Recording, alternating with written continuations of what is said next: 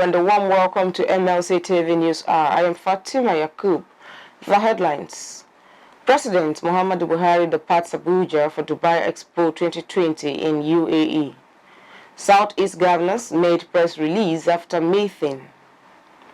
1,800 core members undergo orientation in Bayelsa.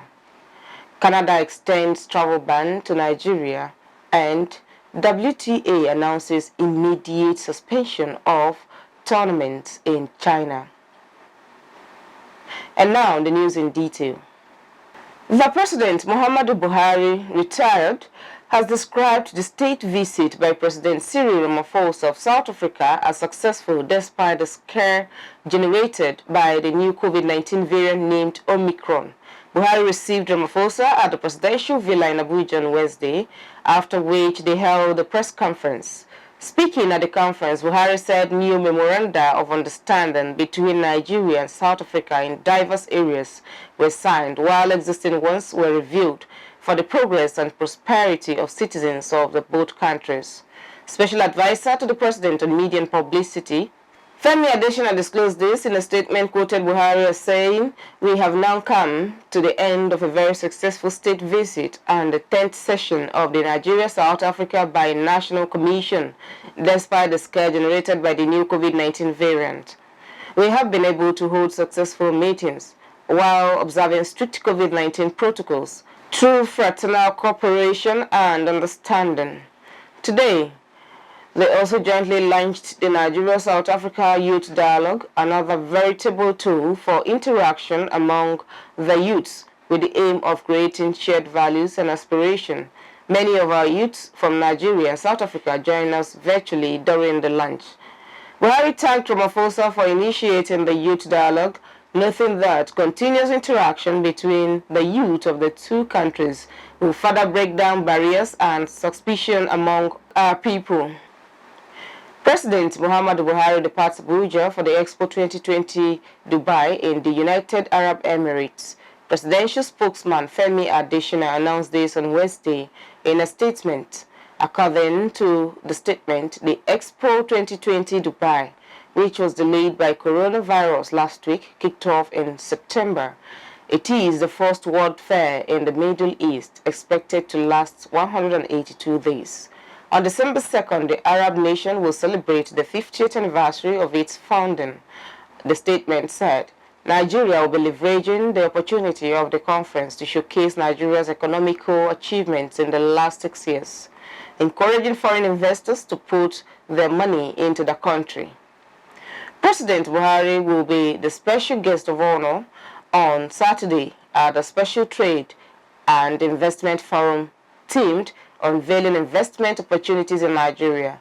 The president will be accompanied by the ministers, including Geoffrey Onyama, Minister of Foreign Affairs, Adeni Adebayo, Minister of Industry, Trade and Investment, Zainab Ahmed, Minister of Finance, Budget and National Planning, Minister Bashir Magashi, Minister of Defense, Hadi Sirika, Minister of Aviation, and Mohammed Abubakar, Minister of Agriculture and Rural Development, Nigeria. The president is expected to return on Sunday, December 5th, 2021.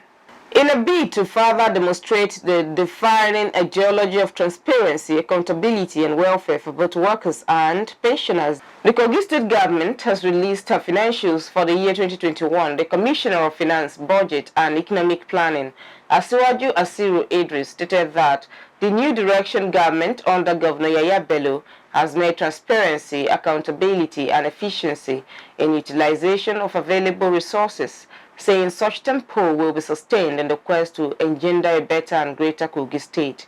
Asiru said the financial management and economic reforms are also yielding bountiful results in a bid to provide people-oriented governance. And the statement released, the sum of over 9 billion naira was paid for pensions between January and November 2021, while the sum of over 1 billion naira was paid for gratuity between January and November 2021. Social benefits or social transfers are transfers made in cash or kind to persons or families to lighten the financial burden of protection from various risks. The state government is passionate about using the resources of the people for their collective good which has been well demonstrated under the year in review.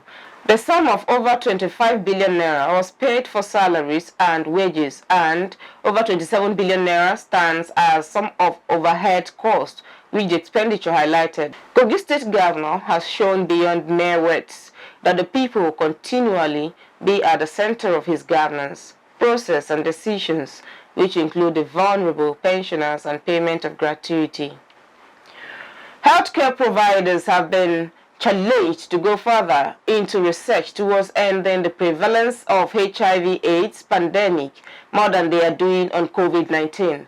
The Secretary to the State Government, Ayuade Folashade, made a call at the commemoration of 2021 World AIDS Day in Lokoja. Ayuade advised people living with the pandemic not to give up on life, rather they should adhere strictly to their drugs and live on. She found that the stigmatization of people living with the pandemic, noting that the practice of stigmatization slowed down the eradication of the disease. The Secretary of the Kogi State Agency for the Control of AIDS, Dr. Shaidu Yunusa, commended pharmacist Bernard Akpa and Dr. Ikemefuna Oyeyili, state heads of the Center for Integrated Health Programs and the AIDS Healthcare Foundation, respectively, as well as other facilitators for synergies and proactiveness to have made the year's edition a huge success. CMD of the State Hospital Management Board, Dr. Zachary Usman, the State SASCAP Director, Pharmacist Eric Akoji, Sishan Idris Ozovehe of and a host of others joined in the road walk to mark the day. The distribution of male condoms as well as HIV tests and counseling by the CIHP formed part of the programs mapped out to mark the day. Over the past 5 years, multiple stakeholders have voiced their concerns around the exclusion of pregnant women from pre- and post-licensure drug trials and the associated harms and risks of these policies, according to the World Health Organization. In a statement by the organization, over 19 million women are living with HIV worldwide, and many more adolescent girls and young women are at risk of acquiring HIV, the majority of whom are of childbearing age. World Health Organization noted that information to support optimal antiretroviral drug choices in pregnancy has rarely been available for women or their health providers, largely due to historically protectionist and conservative approaches that limit the inclusion of pregnant and breastfeeding women in clinical studies. It said the call to action advocates for a paradigm shift to change traditional views of pregnant women as a vulnerable population to show them as an important population in need of HIV services who should be included in trials to test new medicines. The Senate Committee on Agriculture has announced that 2 million metric tons of rice are being imported or smuggled into Nigeria annually. The committee also revealed that the production of mild rice in Nigeria was estimated to amount of 5 million metric tons. This was disclosed by the Vice Chairman of the committee, Senator Mohammed Enagi, at a meeting with the multi-stakeholder group on Rice Council Advocacy Bill Promotion. The forum was organized by the United Nations Development Programme, Global Environment Facility, in collaboration with Women Farmers Advancement Network, among others. Enagi revealed that Nigeria's rice production rose from 3.7 million metric tons in 2017 to 5.0 metric tons in 2021.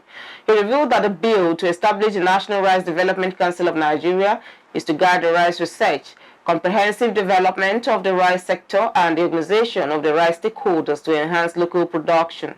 The Minister of Justice and Attorney General of the Federation, Abubakar Malami SAN, has said kidnappers have also been declared terrorists.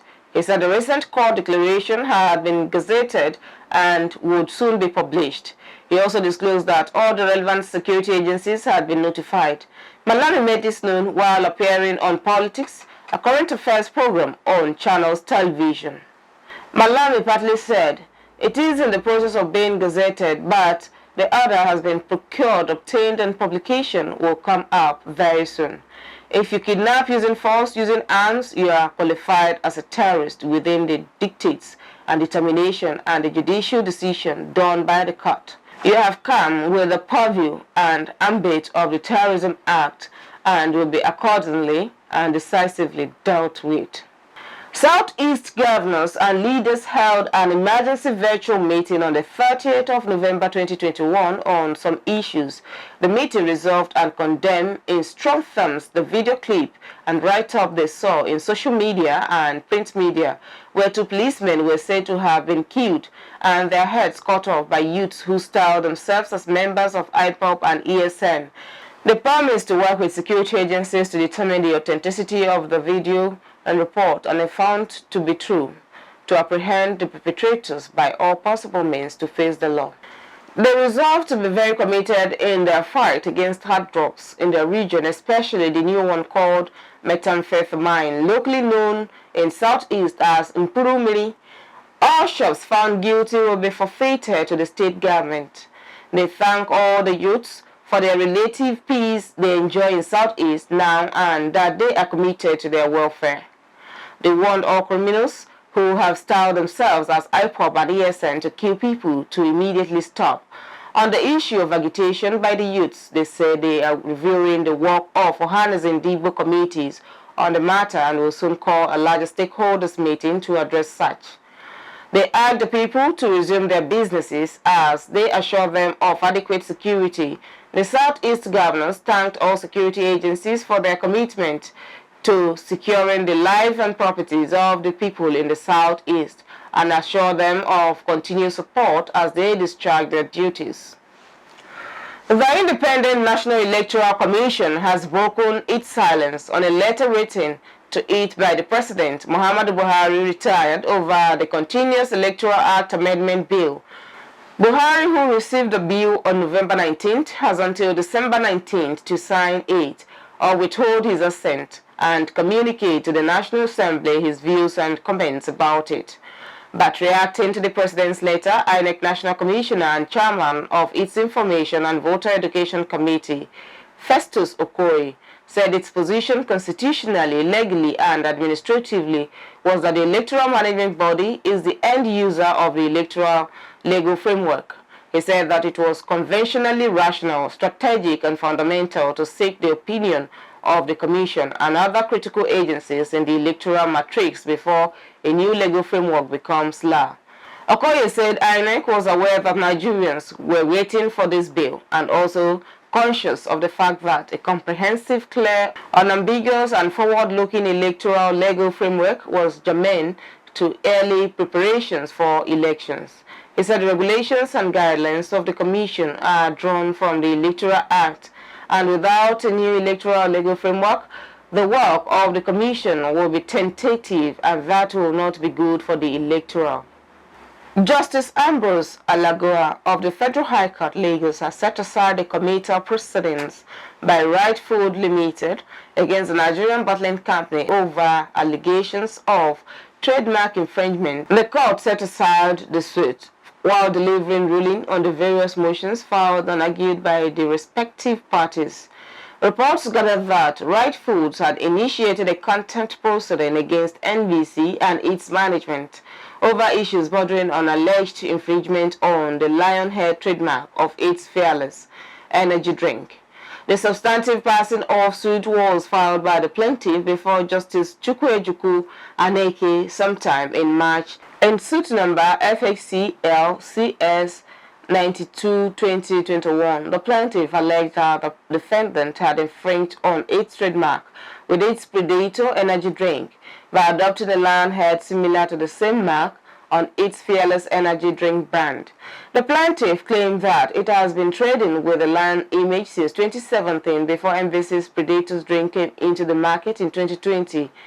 It therefore consequently sought an ex parte order before Justice Aneke, restraining the defendants from passing off on its energy drink in a manner capable of infringing on its brand. Justice Aneke consequently dismissed the other. You're still watching MLC TV News. More stories to come after the break.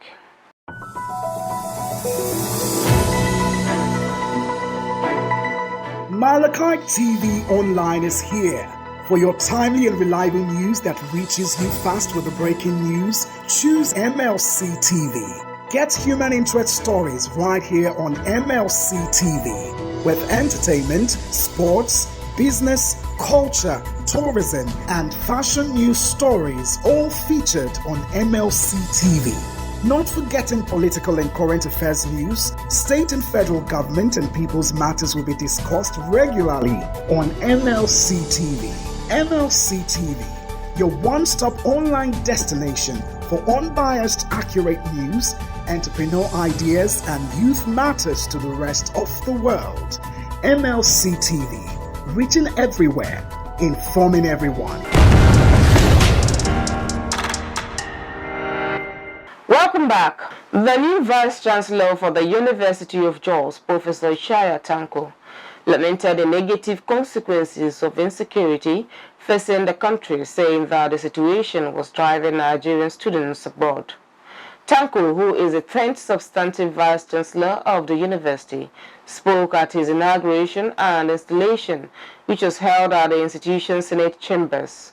He said the reality of the Nigerian university system, which has once worked and prospered, has now declined and not fulfilling the cardinal issues of higher education, of knowledge generation, transmission, dissemination, and application embedded in their tripartite function of research, teaching, and community engagement.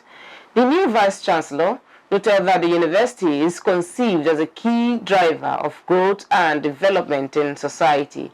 He noted that the University of Jos, which was established in 1971 as a campus of the University of Ibadan and as a full-fledged university in 1976, has now grown to 15 faculties and a college with an undergraduate population of 45,287. 1,800 members of the National Youth Service Corps posted to Bayelsa State have commenced orientation at the permanent orientation facility at Borough Town, Keyama, in Kolokuma, Opokuma local government area of the state. The orientation exercise, which started on Tuesday, was the first at the nearly completed new NYSC permanent camp being constructed by the state government.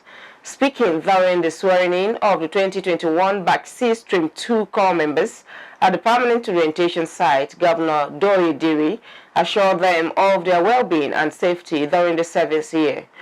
He recalled how, as Commissioner for Youth and Sports Development in 2006, he was instrumental in the siting of the orientation facility in Keyama during the administration of former President Goodluck Jonathan when he was governor of the state.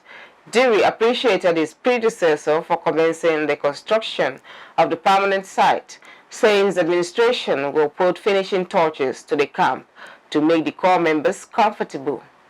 He charged the NYSC members to take their national assignment seriously and adhere to laws of the land, particularly those guiding the service, adding that Bayelsa is a hospitable and peaceful state.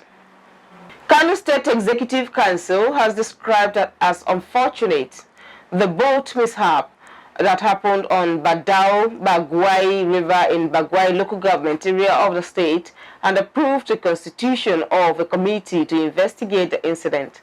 The Commissioner for Information, Mohammed Garba, who briefed journalists after an emergency meeting of the council held at the Africa House, Government House, Kano, said the ill-fated incident, which happened on Tuesday, resulted in the death of 29 people, among them men, women, and children. He disclosed that while 7 other victims were responding to treatment at Bichi General Hospital, the search for 14 other victims of the tragic boat mishap on the Bagwai-Badao River had intensified. Garba also revealed that the council had approved measures to support the bereaved families of the victims and provided relief materials. The commissioner said that the terms of reference of the committee, to be chaired by the State Naval Commander, Navy Captain Mohammed Al-Hassan, include to advise the government on how to avert future occurrence. Gunmen suspected to be members of the terrorist group Islamic State in West Africa province abducted at least 5 staff of Borno State Ministry of Works near Wovi, a remote village in Chibok local government area. According to reports, the victims, who were supervising the construction of Chibok-Damboa Road, were abducted on Wednesday morning, December 1st. A top official who confirmed the incident told journalists that one of the abducted staff, a driver, escaped unhurt. Commissioner for Works, Architect Yerim Masale, who confirmed the incident, said the abductors also went away with 3 trucks used in conveying sand to construction sites. And now in our foreign news, an Australian minister has been stood aside from the cabinet after a former staffer claimed their extramarital affair was abusive at times. Rachel Miller alleged that she had experienced bullying and intimidation during her relationship with Education Minister Alan Tube in 2017. Tube said he completely and utterly rejected the allegations, but Prime Minister Scott Morrison said the minister had agreed to stand aside while an investigation commenced. Miller, Tude's former press secretary, had made their consensual relationship public a year ago, but she said there had been a significant power imbalance during their relationship and she had felt completely under his control. Amid the growing concerns over the Omicron variant of COVID-19, Canada has added Egypt, Malawi and Nigeria to the travel ban list. Canadian Health Minister Jean-Yves Duclos was quoted as saying they are adding 3 countries to the list of these countries that they talked about last Friday. These are Malawi, Egypt, and Nigeria. The NCDC's detection of 3 cases of Omicron variant came 3 days after Canada said it had detected cases of the variant in 2 travelers who recently visited Nigeria. Duclos added that all travelers coming from outside Canada, apart from the United States, would now be tested at Canadian airport for the novel coronavirus disease, regardless of vaccination status. This came after the World Health Organization on Tuesday called for countries to keep calm and take rational measures in response to the new COVID variant. Meanwhile, the Omicron was already in the Netherlands when South Africa alerted the World Health Organization about it last week.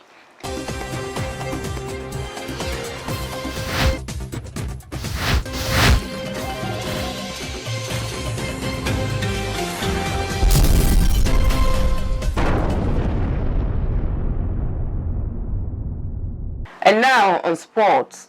The Women's Tennis Association has announced the immediate suspension of all tournaments in China amid concerns for Chinese tennis player Peng Shuai. Peng, 35, disappeared from public view for 3 weeks after accusing a top Chinese official of sexual assault. WTA chief Steve Simon said he had serious doubts that Peng was free, safe, and not subject to intimidation. She said she was safe and well during a video call with Thomas Bach, the president of the International Olympic Committee, in November. However, the WTA said the video was insufficient evidence of Peng's safety. In a lengthy statement, Simon said he was greatly concerned about the risk players and staff could face if events were held in China in 2022. Plateau United coach Fidelis Ikechukwu says his side are all set for the start of 2021-2022 Nigeria Professional Football League session and he hopes to make history with the club. The season's resumption date, which has been fixed for December 17th, is said to be ratified by the league management company on December 7th at its General Assembly in Abuja. According to the fixtures released and made available to journalists, Plateau United are billed to face newcomers Niger Tornadoes away from home. Ikechukwu, who joined the team during the transfer window from Heartland FC, will be hoping to start the season impressively. Other matchday fixtures to be played across the federation will see champions Aqua United tackle Kano Pillars, Enyimba slug it out with Abia Warriors in Derby. Lobby Stars will entertain Rivers United, while there will be a battle of newcomers between the Gombe United and Shooting Stars. The Second Republic Senate President, Dr. Joseph Wires, is dead. Wires died in early hours of Tuesday in an unnamed London hospital. Cross River State Governor, Professor Ben Ayade, in a condolence message lamented the passing of the former Senate President, describing his death as a monumental loss to the state in particular and Nigeria as a whole. In a press statement signed by his special advisor on media and publicity, Christian Ita, Ayade said Dr. Wires left indelible footprints on the sands of time. Ayade said, as a state, Cross River is in pains as they mourn the passing of their illustrious son. He was a rare gem, whilst demise is indeed a monumental loss to the state and Nigeria. The governor also said that, as Senate President, Dr. Wise contributed to the deepening of Nigeria's democratic ethos through his robust and vibrant leadership of the upper legislative chamber. And since his retirement from active politics, the former Senate President had been playing a fatherly and stabilizing role in the politics and affairs of the state. Kogi State Governor Yahya Bello has commiserated with the family of Nigeria's former Senate President Dr. Joseph Wise over his demise, describing his death as a monumental loss to the nation. Wise, who was Nigeria's third Senate President during Second Republic, died at a London hospital at the age of 80 after a protracted illness. Bello, in a condolence message conveyed by his Chief Press Secretary Onogu Mohammed, also condoled the Cross River State Governor, Professor Ben Ayade, the government and good people of the state over the threat. The governor described the late Senate President as a dynamic lawmaker, a quintessential Democrat, and a strong believer in true federalism as the only solution to Nigeria's democratic problems, adding that he contributed immensely to the growth and development of the country through various roles he played during his lifetime. He recalled that Wise, among many other positions he held, was Deputy Chairman of the 1994-1995 National Constitutional Conference Commission that organized and midwifed the National Conference itself. Bello said Nigerians will not forget the significant impacts of the former lawmaker and his contributions to deepening Nigeria's democracy and progress in a hurry, saying he had left indelible footprints for the coming generation to follow. He prayed Almighty God to grant his soul eternal rest and fortitude for his family and loved ones to bear the loss. And that's our news package for today. Do join us tomorrow via the same channel for event coverage for news, advert, sponsorship. Call the numbers displayed on your screen. You can also reach us through any of our social media handles. Our Facebook handle, Mlc Tv, Instagram, Mlc Tv 2021, and YouTube, Mlc Tv. Thank you for staying with us. I am Fatima Yakub.